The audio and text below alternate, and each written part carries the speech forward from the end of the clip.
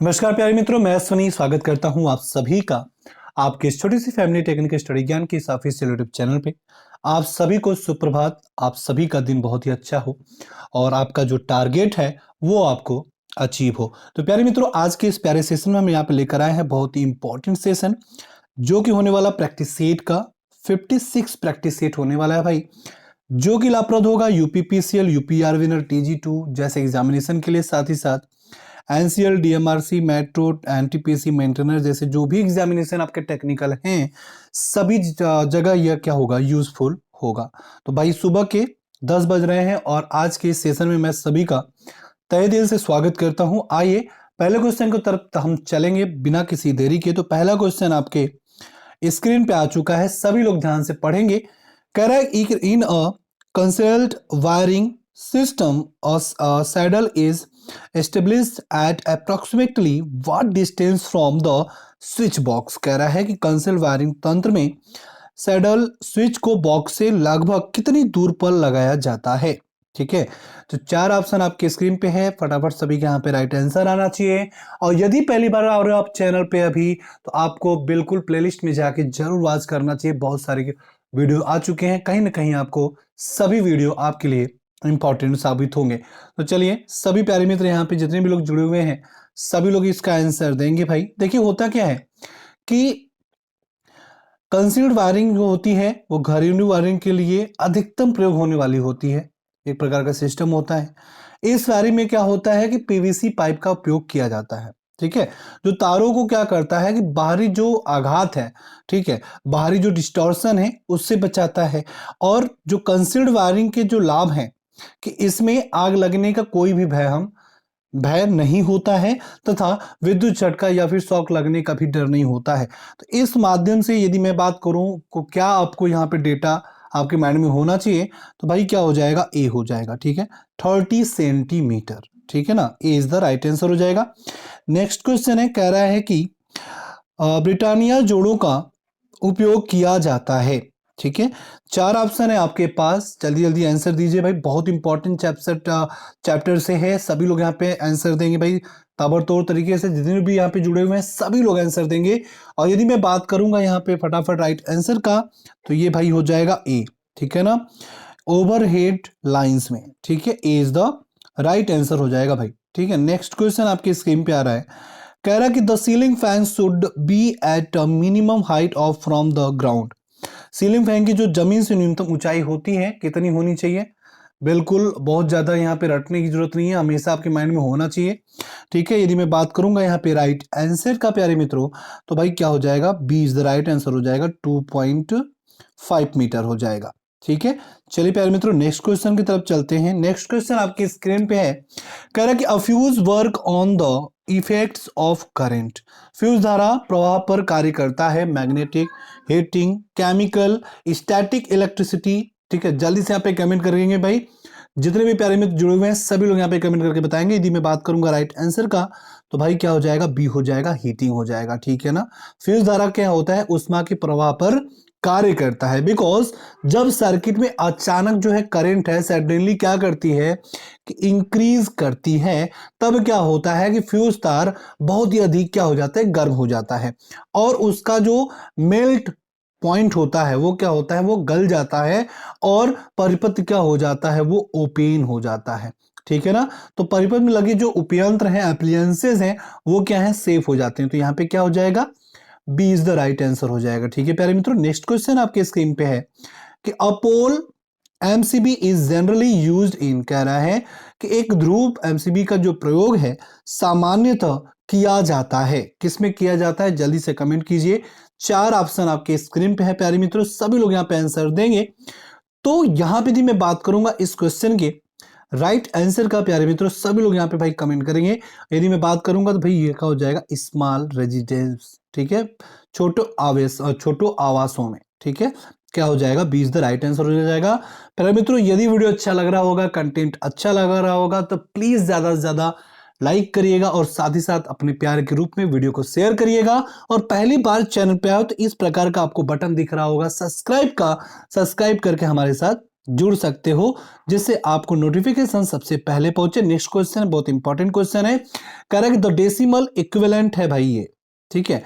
तो कह रहा है ये बाइनरी है, ये बोल रहा है कि दशमलव इक्विवेलेंट निकालना है। ओके, ये बाइनरी में दिया हुआ बेस 2 है, तो बाइनरी है, इसको आपको बेस 10 में क्या करना है, फाइंड आउट करना है। ओके, तो 4 ऑप्शन आपके स्क्रीन पे है, फटाफट यहाँ पे आंसर दीजिएगा सभी लोग। तो भाई मेरे ये क्या है, 1110 है, तो कहने का मतलब ये है कि ये बाइनरी है, मतलब क्या है, 2 की पावर लेके चलेंगे, ठीक है ना, 2 की पावर लेके चलेंगे और इसको हम सॉल्व करते चले जाएंगे, ठीक है। तो जल्दी से आप पे आंसर दीजिए भाई, कितना आंसर आएगा आपको पता है, 2 की पावर n के टर्म्स में हम इसे सॉल्व करते हैं। तो जितने भी प्यारे मित्र यहाँ पे जुड़े हुए हैं सभी लोग फटाफट यहाँ पे इसको फाइंड आउट कीजिए। यदि मैं बात करूंगा यहाँ पे क्या हो जाएगा, C is the right answer हो जाएगा, ठीक है ना, 14 आ जाएगा, बेस 10 हो जाएगा। ओके, तो यहाँ पे क्या हो जाएगा, राइट आंसर सी हो जाएगा प्यारे मित्रों। नेक्स्ट क्वेश्चन पढ़ने के पहले मैं आपको बताना चाहूंगा, छोटा सा इंफॉर्मेशन है, क्लास मोड का प्रैक्टिस सेट जो आके अभी आप लगा रहे हो, फुल कोर्सेज आपको फ्री में दिया जा रहा है प्रैक्टिस सेट के रूप में। स्पेशल क्लास भाई बहुत ही अच्छी तरीके से चल रहा है, अच्छे अच्छे को वहाँ पे क्वेश्चन डिस्कस किए जा रहे हैं फुल थ्योरी के साथ, जो कि फुल कोर्सेज हैं पेड कोर्स के रूप में। टेक्नीशियन के लिए 599 और जूनियर इंजीनियरिंग के लिए 699। इस नंबर पे आप बात कर सकते हो, इस नंबर पे आप व्हाट्सअप कर सकते हो, सारी जानकारी आपको दे दी जाती है, ठीक है। चलिए भाई नेक्स्ट क्वेश्चन है, कह रहा है कि which of the following only one input and one output, ठीक है। बहुत ही इजी क्वेश्चन है, बहुत ही ज्यादा इजी क्वेश्चन है, ध्यान से यदि आप पढ़ोगे तो बिल्कुल यहाँ पे राइट आंसर निकाल लोगे, ठीक है ना। तो यहाँ पे आपको बताना है कि निम्नलिखित में से किसमें सिर्फ एक इनपुट तथा एक आउटपुट होता है। तो आपके माइंड में कुछ इस प्रकार से चीजें बननी चाहिए।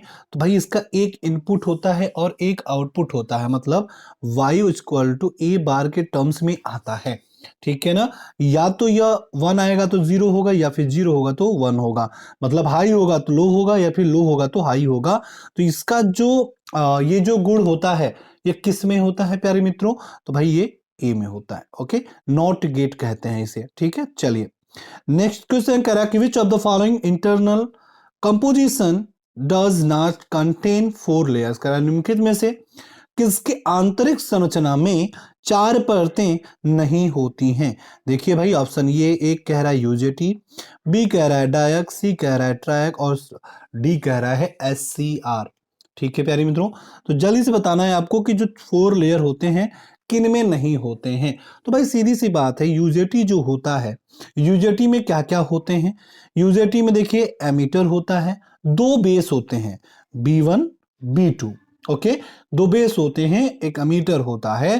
तो इसमें कितने टर्मिनल्स हो गए, इसमें 3 टर्मिनल्स हो गए, और लेयर की यदि हम बात करेंगे तभी भी 2 लेयर हो गए। तो इसका मतलब क्या कि यहाँ पे 4 लेयर इसमें नहीं होते हैं, बट डायक में, ट्रैक में, एससीआर में, ये से भी क्या है, this is the thyristor family, तो इसमें क्या होते हैं 4 लेयर होते हैं, बट यूजेटी में क्या होते हैं 4 लेयर नहीं होता है। तो कहने मतलब ये हो जाएगा, यूजेटी का फुल फॉर्म भाई यस यूनिपोलर जंक्शन ट्रांजिस्टर होता है, ठीक है।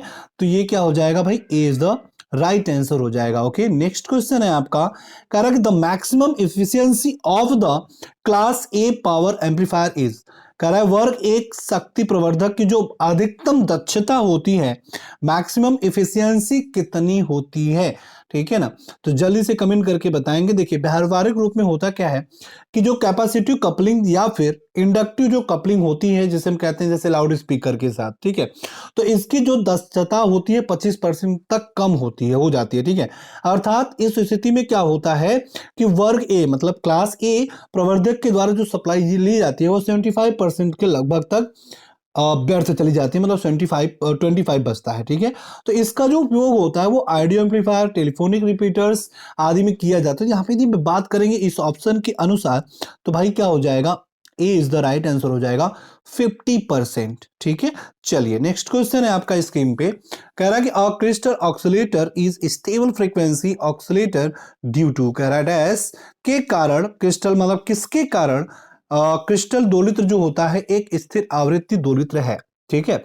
चलिए भाई प्यारे मित्रों बताइए यहाँ पे किसके कारण होगा, भाई रिजिडिटी के कारण होगा, वाइब्रेशन के कारण होगा, हाई क्यू के कारण होगा, या फिर लो क्यू के कारण होगा। चलिए भाई सभी लोग यहाँ पे बताएंगे क्या होगा इसका राइट आंसर? चलिए भाई सभी लोग बताएंगे। तो यहाँ पे यदि मैं बात करूंगा भाई सी हो जाएगा, ठीक है ना। हाई क्यू के कारण होता है। देखिए होता क्या है कि एक स्टेबल जो आवृत्ति दोलित्र होता है, तो क्रिस्टल दोलित्र में क्या होता है कि क्वार्ट्ज क्रिस्टल का उपयोग किया जाता है। किसका? क्वार्ट्ज क्रिस्टल का, जिसको हम क्यू से डिनोट करते हैं, क्वार्ट्ज क्रिस्टल का यूज किया जाता है। यह पीजो इलेक्ट्रिक जो इफेक्ट है, पढ़े होंगे आप सभी लोग, पीजो इलेक्ट्रिक इफेक्ट पे कार्य करता है, ठीक है। और इस दोलित्र की जो आवृत्ति होती है वो कितनी होती है?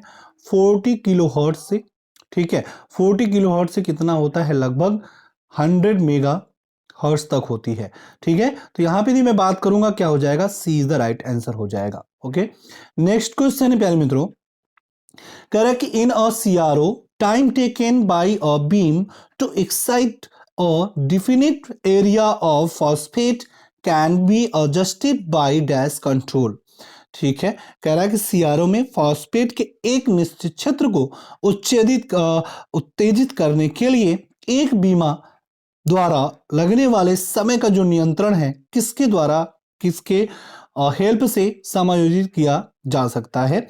चार ऑप्शन आपके पास हैं, सभी लोग यहाँ पे रीड आउट कीजिए और फटाफट सभी लोग यहाँ पे आंसर देंगे। जितने भी प्यारे मित्र जुड़े हुए हैं सभी का मैं तहे दिल से स्वागत करता हूँ। वीडियो अच्छा लग रहा हो तो प्लीज ज्यादा से ज्यादा वीडियो को शेयर करें, ठीक है, और लाइक जरूर करें। यदि मैं बात करूंगा यहाँ पे राइट आंसर का, तो भाई क्या हो जाएगा? सी हो जाएगा, टाइम अपॉन डिवीजन, ठीक है।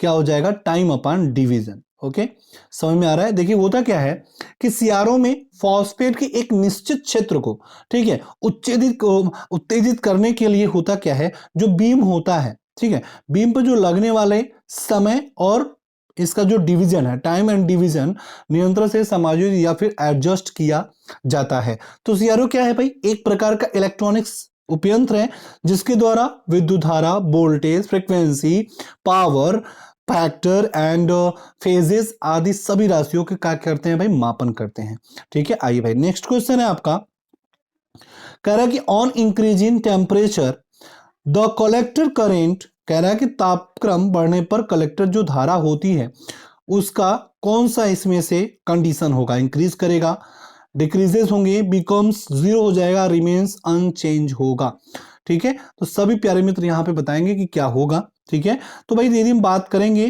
कि यहाँ पे कलेक्टर करंट की बात हो रही है, ठीक है ना, तो भाई सीधी सी बात है कि यहाँ पे किसी ट्रांजिस्टर की बात हो रही है, ठीक है। दो प्रकार के ट्रांजिस्टर होते हैं, एक एनपीएन होता है, एक पीएनपी होता है। तो यदि सिंबल की बात करेंगे तो कुछ इस प्रकार से इसके सिंबल्स होते हैं, ठीक है, कुछ इस प्रकार से इसके सिंबल्स होते हैं, या फिर आप ऐसे भी देखे होंगे, ठीक है, कुछ इस प्रकार के इसके सिंबल्स होते हैं। जिस प्रकार से ये हमेशा इसका जो पीएनपी और एनपीएन, उसको हम किसको यहाँ पे डिनोट करते हैं? इसके एरो से, ठीक है।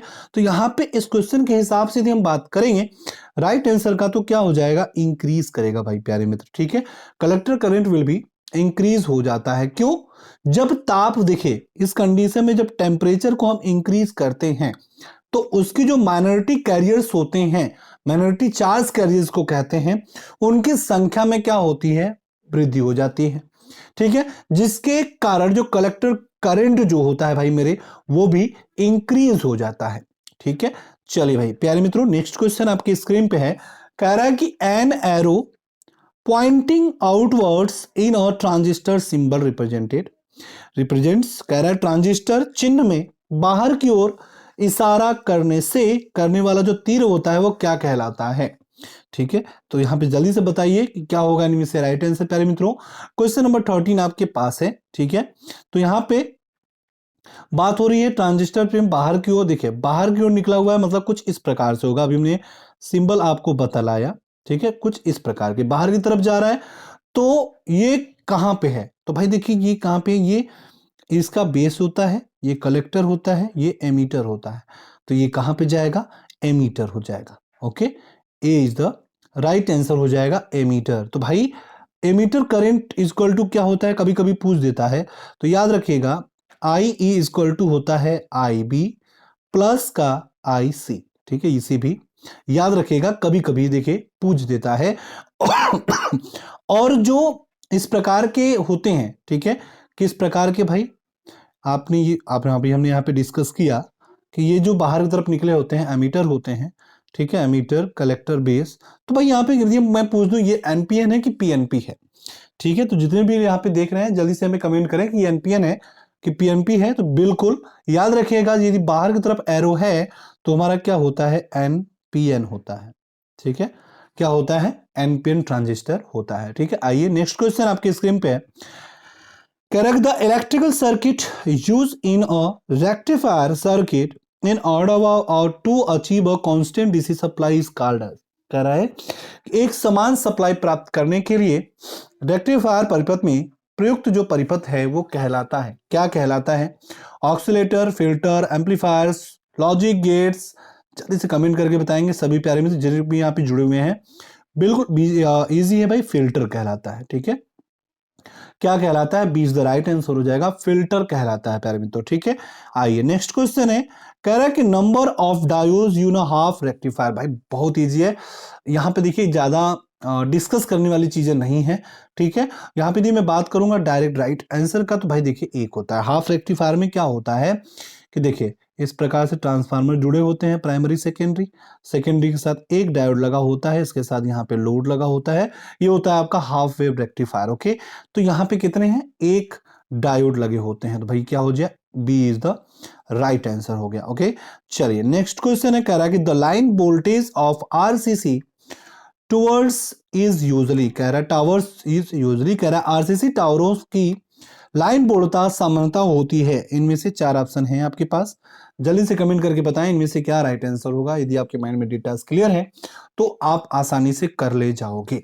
ठीक है, तो यहां पे भी मैं बात करूंगा कि प्रबलित सीमेंट कंक्रीट जिसको हम कहते हैं, उसका यदि हम बात करते हैं इसके लिए आरसीसी जिसको कहते हैं, तो इसका जो राइट आंसर होगा भाई डी होगा। ठीक है, D is the right answer हो जाएगा। ठीक है, 11 kV to 33 kV। Okay, next question है।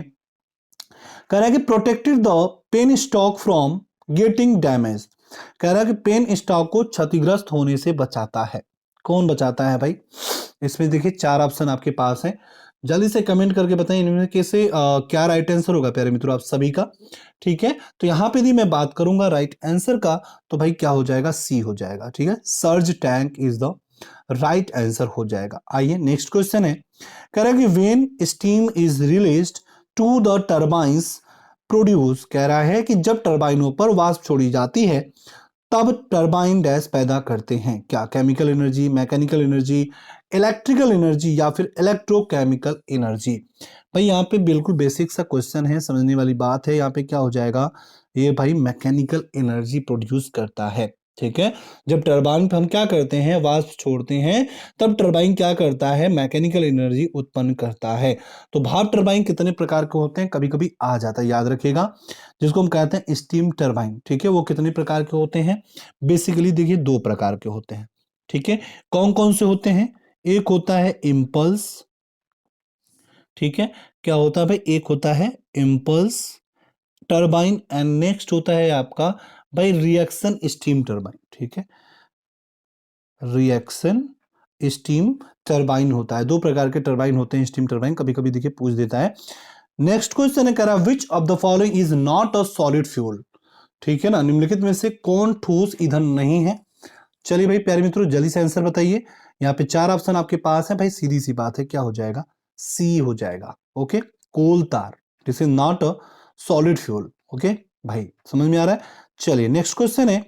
कह रहा है कि on the basis of operation of contact limits which is categorize into types. कह रहा है संपर्कों के कार्यों के आधार पर सीमा स्विच को डैश प्रकार में विभाजित किया जाता है।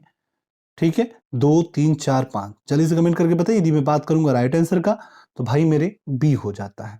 ठीक है, क्या हो जाएगा, B is the right answer हो जाएगा 3। ओके, नेक्स्ट क्वेश्चन है। कह रहा है the facility of earth leakage circuit breaker should be provided if the load exceed. कह रहा है यदि लोड का मान डैश से बढ़ जाता है, एक्सीड हो जाता है, तो अर्थ लीकेज सर्किट ब्रेकर की जो सुविधा होती है उपलब्ध की जानी चाहिए। Option A, option B, option C, option D आपकी स्क्रीन पे है, फटाफट सभी के यहाँ पे राइट आंसर आना चाहिए। ठीक है, तो भाई मेरे यदि मैं बात करूंगा राइट आंसर का, तो इसका जो राइट आंसर हो जाएगा 5 किलोवाट। ओके, क्या हो जाएगा, C is the right answer हो जाएगा। ओके, आइए नेक्स्ट क्वेश्चन है कि motor start running at dash speed due to bearing faults.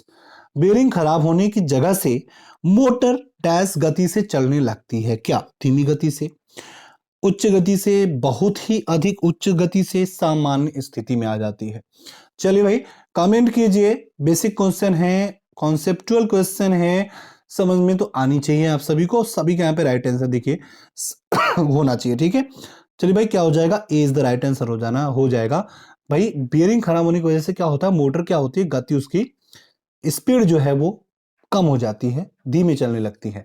अब यदि मैं बात करूं, यदि बियरिंग खराब होने से क्या होता है कि रोटर शाफ्ट के जो सपोर्टिंग सिरों पर जो फ्रिक्शन होने लगता है, जिससे मोटर की गति क्या होती है, वहां पे एक प्रेशर बनने लगता है, कहते हैं ना फ्रिक्शन, मतलब वहां पे एक प्रेशर जनरेट होने लगता है, जिससे वो धीरे धीरे कम होना स्टार्ट हो जाता है, ठीक है। चलिए नेक्स्ट क्वेश्चन है आपका, कह रहा है कि इन electric wiring dash rule must be follow. चलिए भाई बिल्कुल डेटा पे आधारित क्वेश्चन है, आपके माइंड में हमेशा होनी चाहिए।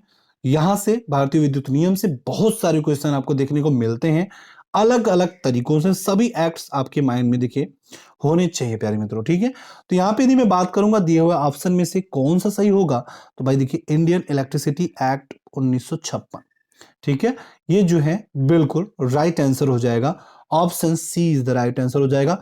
तो प्यारे मित्रों पहली बार चैनल पे आए हो तो प्लेलिस्ट पे जाओ, मल्टीपल वीडियोज आ चुकी हैं, उसको भी जाके देख लो, और साथ ही साथ पहली बार यदि आप चैनल पे आए हो, चैनल को भी आप सब्सक्राइब नहीं किए हो, तो आपको ऐसा रेड बटन आपको नीचे दिख रहा होगा, उस पर क्लिक करो, आपको एक बेल आइकन खुल जाएगा, उसे भी क्या करो, पूरी तरह से ब्लैक कर दो, ठीक है, फुलफिल कर दो, जिससे आपको नोटिफिकेशन जो हो सबसे पहले पहुंच जाए, ठीक है। नेक्स्ट क्वेश्चन है, कह रहा है कि in retrogressive winding the value of commutator pitch is take to be. कह रहा है कि रेट्रोग्रेसिव वाइंडिंग में कम्यूटेटर पिच का जो मान होता है क्या लिया जाता है, ठीक है, आपको बताना है। जल्दी जल्दी कमेंट कीजिए क्या होगा इनमें से राइट आंसर। देखिए सबसे पहली बात कि आखिर इसको समझेंगे कैसे, तो याद रखिएगा कि रेस्टोरेसिव जो वाइंडिंग होता है, कंप्यूटर पिच का जो इसमें मान होता है वो क्या लिया जाता है, 1 लिया जाता है।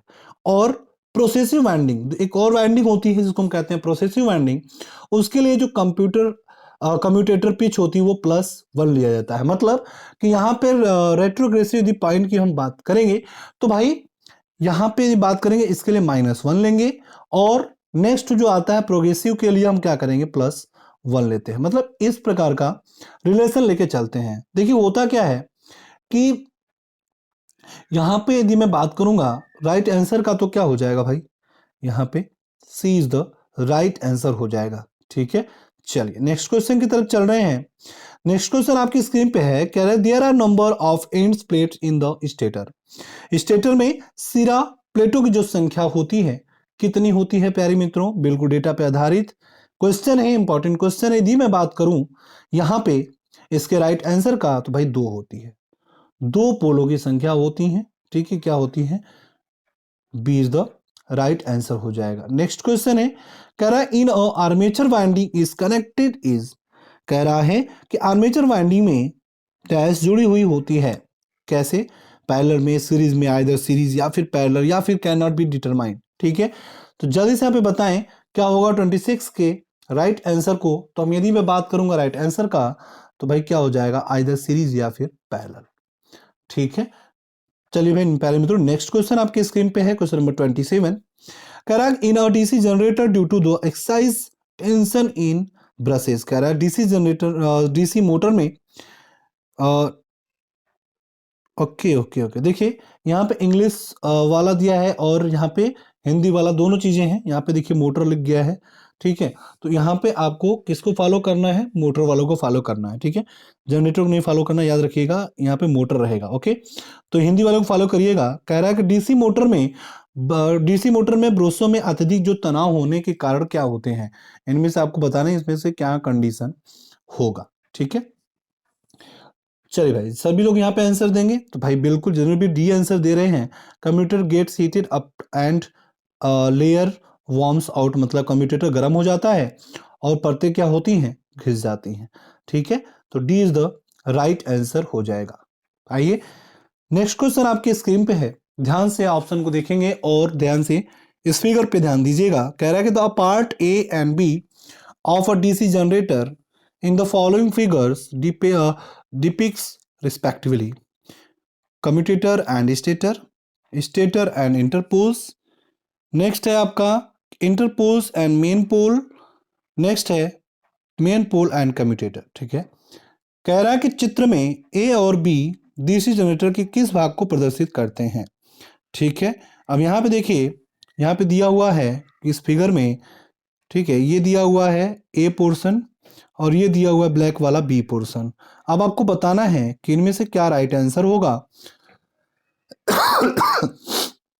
सभी लोग यहाँ पे आंसर देंगे भाई, बिल्कुल ताबड़तोड़ तरीके से सभी का आंसर आना चाहिए। थोड़ा सा तबीयत डाउन है, वायरल हो गया है, मतलब जुकाम है, कोल्ड है ओनली, कुछ और मत समझना भाई मेरे आप लोग, कोरोना वोरोना नहीं हुआ है ना। ठीक है, चलिए, तो यहाँ पे यदि मैं बात करूंगा इसके राइट आंसर का, देखिए तो यहाँ पे जो राइट आंसर हो जाएगा इसका क्या हो जाएगा, इंटरपोल एंड मुख्य पोल हो जाएगा। ठीक है, सी इज द राइट आंसर हो जाएगा, इंटरपोल एंड मेन पोल हो जाएगा, C is the right answer हो जाएगा। ठीक है, चलिए नेक्स्ट क्वेश्चन है, कह रहा कि the generator use for normal lighting and power supply, कह रहा कि सामान्य लाइटिंग एवं पावर सप्लाई के लिए प्रयोग में लाए जाने वाले जो जनरेटर होते हैं इनमें से कौन से होते हैं। चलिए प्यारे मित्रों जल्दी से आंसर दीजिए। यदि मैं बात करूंगा इसके राइट आंसर का, तो देखिए भाई बिल्कुल सीधी सी बात है, बिल्कुल इजी बात है, क्या हो जाएगा, डीसी शंट जनरेटर। ठीक है, ए इज द राइट आंसर हो जाएगा, ज्यादा एक्सप्लेनेशन की जरूरत नहीं है। नेक्स्ट क्वेश्चन है, ध्यान दीजिएगा, कह रहा है कि what will be the field winding copper losses of a DC generator when the current flowing is 10 ampere and interpole resistance is 10 ohm. Okay, कह रहा है कि यदि किसी जनरेटर में बहती जो धारा का मान 10 एम्पियर है और इंटरपोल प्रतिरोध 10 ओम है, तो उसमें फील्ड वाइंडिंग कॉपर हानि क्या होगी। ठीक है ना, तो बहुत इंपॉर्टेंट क्वेश्चन है। तो यहाँ पे देखिए गिवन क्या क्या है। सबसे पहले हम देखेंगे कि आई इक्वल टू क्या है, 10 एम्पियर है, आर इक्वल टू क्या है, 10 ओम है। ओके, तो कॉपर हानि निकालोगे आप तो P equal to I square R. Okay, तो आई स्क्वायर कर दो, मतलब 10 इंटू 10 इंटू 10, भाई आई स्क्वायर मतलब 10 इंटू 10 और आर आपका क्या 10। अब इसे जब आप फॉलो करेंगे तो क्या हो जाएगा, 1000 वाट। तो क्या हो जाए भाई, B is the right answer हो जाएगा। ओके, आई होप कि आप लोगों को क्लास अच्छी लगी होगी प्यारे मित्रों। तो thanks for the watching class. यदि आप लोग पीडीएफ चाहते हो, पीडीएफ फ्री में आपको मिल रहा है टेलीग्राम चैनल पे, नीचे डिस्क्रिप्शन बॉक्स में आपको टेलीग्राम ग्रुप का लिंक मिल जाएगा, वहां पे जाके जुड़ जाओ, पीडीएफ आपको प्रोवाइड करा दिया जाता है। फुल सिलेबस के लिए जुड़ना चाहते हो पेड कोर्स में, जो कि बिल्कुल हर चैप्टर से इंपॉर्टेंट, बिल्कुल अपडेटेड टीसीएस पैटर्न पे क्वेश्चन कराए जा रहे हैं, वहां पे जुड़ सकते हो। फुल कोर्सेज के लिए बिल्कुल इस नंबर पे कॉन्टेक्ट जरूर करना। चलिए तो मिलते हैं नए वीडियो में, तब तक